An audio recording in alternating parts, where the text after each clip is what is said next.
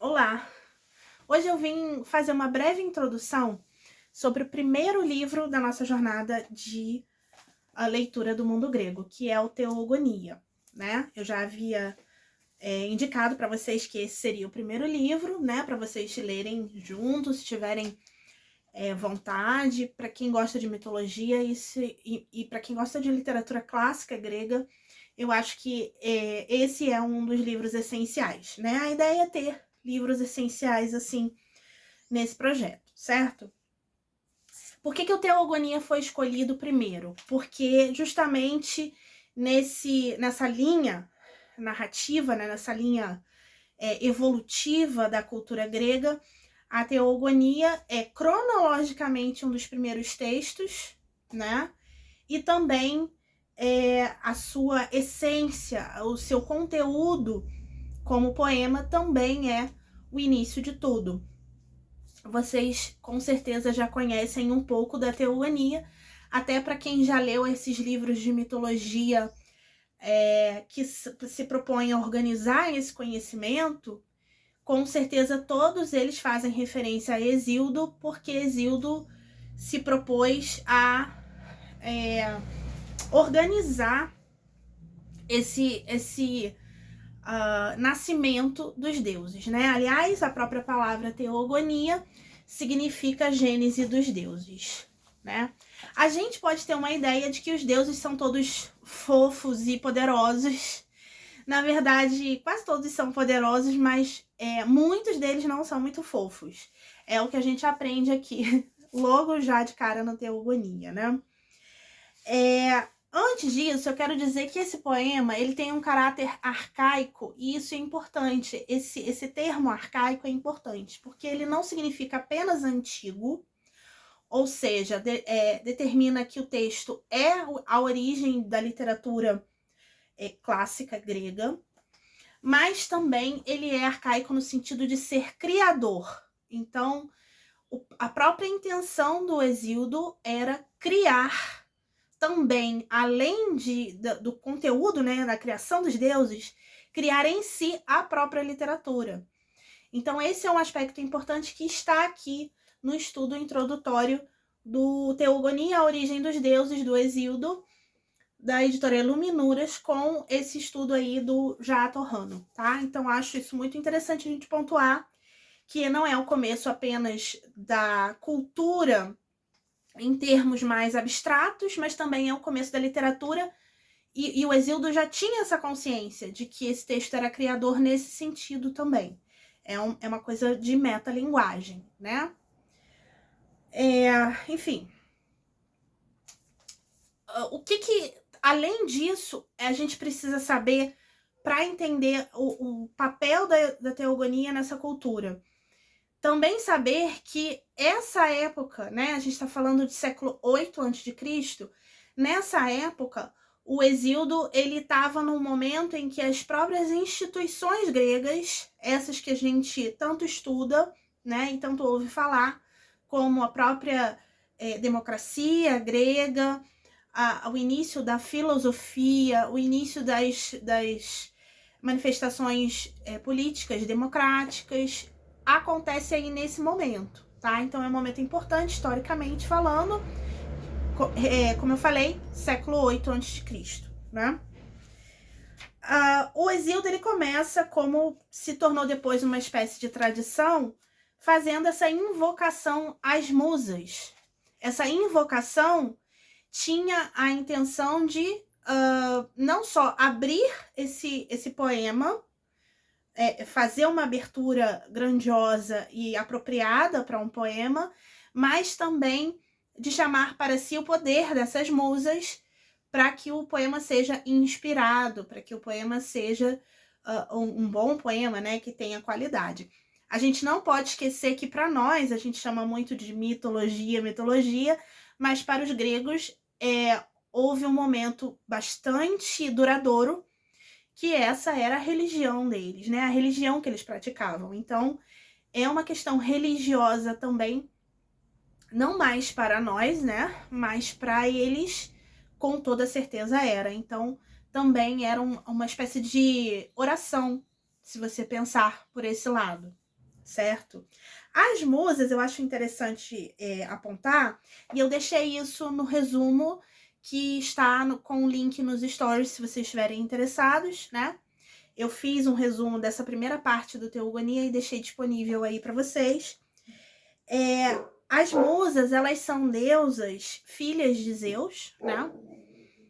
Que sabem tudo. Então, a gente pode citar aí um trechinho do canto 2 da Ilíada, que a gente vai ver mais na frente no projeto, que diz claramente que as musas sabem tudo, né? Eu acho esse trechinho do poema Ilíada muito impactante, pelo menos foi para mim na primeira leitura que eu fiz, porque a gente fala sobre as profecias, né, no mundo grego, a gente fala sobre as profetisas como a Cassandra, né, que sofreu até uma espécie de maldição, enfim. Mas as musas, na verdade, são essas deusas que têm consciência do presente, do passado e também do futuro.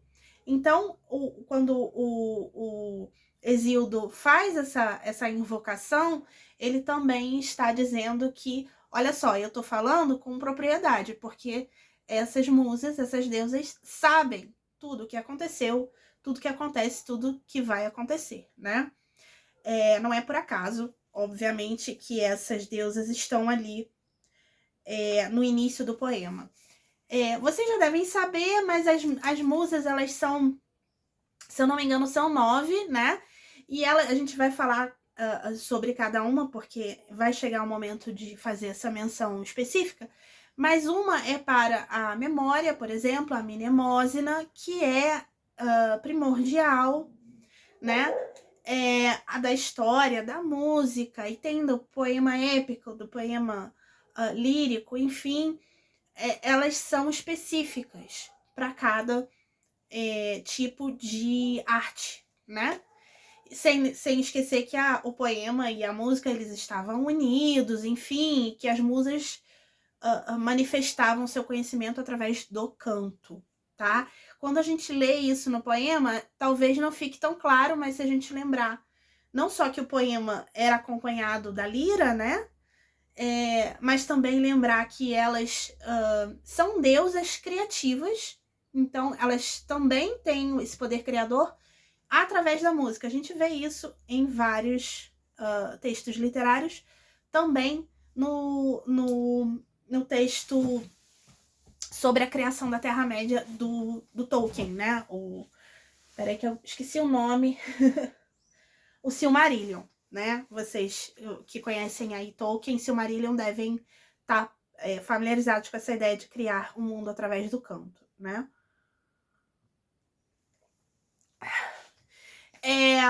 Outra coisa que precisa ficar clara antes da leitura do poema é que existem deuses primordiais e os outros deuses que nascem deles. Quando a gente diz primordiais, a gente quer dizer isso mesmo, primitivos, primeiros. Eles, muitos deles nascem sozinhos, tá? E os outros, eles vão nascendo da união entre os deuses. Esqueci o nome dela, peraí, gente. Geia, tá? É porque ela tem uns nomes diferentes dependendo da tradução e tudo mais, mas daí vem Pangeia, né? Vocês sabem, o grande continente aí do planeta Terra. A Geia, ela era primordial e ela nasceu sozinha, né? Ninguém a criou. Então tem essa ideia aí de deuses primordiais que nascem sozinhos e que depois outros deuses vão sendo gerados às vezes sozinho. Também a Geia criou deuses, né? Ela teve filhos sozinha e também teve filhos com o céu, que é Urano, que também é filho dela. Então, em termos de pai e filho, fica um pouco estranho da gente elaborar essa história, mas se você pensar como criação, vai fazendo um pouquinho mais de sentido, né? E eu acho que a gente aprende isso quando vai lendo bastante sobre mitologia, né? Outra coisa dos deuses primordiais é que a gente percebe no texto do Hesíodo que existe um Eros também primordial, que também é um desses deuses primeiros aí, e não é o filho da Afrodite com o Ares, que é outro Eros, tá? A gente também vê isso no texto do Platão, se eu não me engano, O Banquete, que ele fala sobre a questão do amor, e aí ele menciona essa questão do Eros primordial e do Eros filho de Afrodite, tá? Então tem esse detalhe aí que pode gerar uma confusão inicialmente, mas que depois fica tranquilo, depois que você lê, por exemplo, o texto do Platão, certo? A gente vai falar um pouquinho sobre esses deuses, mas assim, são muitos mesmo. O panteão é gigantesco. A gente tem o nascimento de 2 tipos de oceano, por exemplo. A gente tem o Pontos, que é o oceano primeiro, né? E depois a gente tem o oceano com esse nome mesmo, que na verdade é um rio. Os gregos, eles acreditavam que existia um rio circundando todo o território conhecido, e esse rio se chamava oceano, tá? Então o Ponto gerou filhos com outras deusas, e o oceano também gerou filhos. Um dos filhos do oceano é o Nereu, e o Nereu gerou 50 filhas, chamadas as Nereidas, que são as ninfas do mar. E eu achei muito curioso, porque tem os nomes aí que a gente já ouviu falar muito e que vem dessas Nereidas. Por exemplo, o nome Melita, né? Melita é uma das Nereidas. Glauce é uma das Nereidas. E tem nomes bastante conhecidos, né? A Dinamene, esse é um nome, é um trava-língua, que é uma das musas do Camões também, que teria sido uma mulher que ele conheceu realmente, é o nome de uma Nereida, né? Outro, assim, para terminar essa introdução, gente, só para vocês saberem um pouquinho mesmo sobre o texto antes de eventualmente pegar para ler, que é um texto curtinho, enfim. A gente precisa saber que tem alguns, assim, sabe que a mitologia influenciou diversos textos literários, né? Por exemplo, do Tolkien, enfim, outros textos, os livros de fantasia, para quem gosta de fantasia aí, sabemos que eles todos bebem da fonte da mitologia, não só da grega, mas também da nórdica, né? Então é bem legal a gente encontrar esses nomes aí quando a gente lê os textos originais. Teve uma que me chamou bastante atenção para quem leu ou para quem vai ler O Paraíso Perdido. Vai encontrar um ser muito parecido com a Equidna, que, se eu não me engano, eu ainda não li O Paraíso Perdido, mas se eu não estou enganada, ela recebe o nome de Pecado no texto do John Milton. Mas para mim, na minha imaginação, é a mesma deusa, né? Ela é metade ninfa, da metade da cintura, né, para cima, ela é ninfa, e da cintura para baixo, ela é um ser monstruoso de serpentes, né? E ela também gera filhos sozinha, gera filhos com outros deuses, e todos eles são muito monstruosos. E aí, para fechar mesmo, acho que agora para fechar, eu vou dizer para vocês que essa questão de bem e mal, né, é uma questão que vai surgir 300 anos depois da era cristã, com uma filosofia religiosa que aparece ali com os maniqueus, né, que separam aí entre o bem e o mal as coisas, né, dessa maneira muito fechada, dessa maneira muito pouco dinâmica, digamos assim, mas que a cultura grega não vê dessa maneira. É lógico que, por exemplo, a deusa da penúria é uma deusa que ninguém quer ter que encontrar pela frente, ou o deus dos pesadelos, enfim, né? A deusa da discórdia, por exemplo, era uma deusa muito temida. Enfim, eu me lembro muito daquele desenho, não sei se vocês já viram, do Simbal Marujo, que, se eu não me engano, era inclusive dublado pela Giovanna Antonelli e pelo Thiago Lacerda. Eu via muito esse desenho animado, em que a deusa da discórdia é uma das personagens mais importantes, né? E ela é, assim, uma deusa muito poderosa, que interfere na vida ali do Simba, assim como a gente pode imaginar o que aconteceu com o Odisseu lá na Odisseia, né? E ela sempre fala dessa questão do caos e do glorioso caos. Eu sempre tenho isso na cabeça, não sei se vocês já viram isso, mas enfim. De qualquer forma, é bom a gente ter essa noção de que o mal e o bem, eles são uma espécie de equilíbrio, né? E a Hidra de Lerna, por exemplo, que é filha da Equidna, né? E que foi combatida pelo Hércules num dos 12 trabalhos, essencialmente representa os vícios. Então, assim, para se tornar o grande herói, né, de zero a herói, ele precisa passar por esse encontro com esses trabalhos, que são todos muito desafiadores, especialmente a Hidra de Lerna, que tem lá, quando você corta uma cabeça e surgem duas no lugar, né? Ela representando os vícios, assim, é um desafio, assim, eu diria em dobro, né? Então, é mal, é uma espécie de mal, mas é alguma coisa pela qual você acaba tendo que passar para atingir o seu potencial, né? Sabemos que todos nós queríamos ter uma vida tranquila o tempo todo. É óbvio, a gente nunca quer passar por nenhuma situação malévola, digamos assim, mas os gregos, eles criavam essas narrativas com essa noção em mente, de que o universo é um equilíbrio e que para atingir um ponto é preciso passar por outros que não são agradáveis, né? Então, eu acho que essas noções de deuses primordiais, de relação entre bem e mal, são relações muito essenciais para você compreender o texto e não ver esses seres monstruosos necessariamente como humanos, quando eles têm forma parecida com a humana, como a Medusa, por exemplo. Eu vi muitas pessoas recontando a história pelo ponto de vista da Medusa, enfim.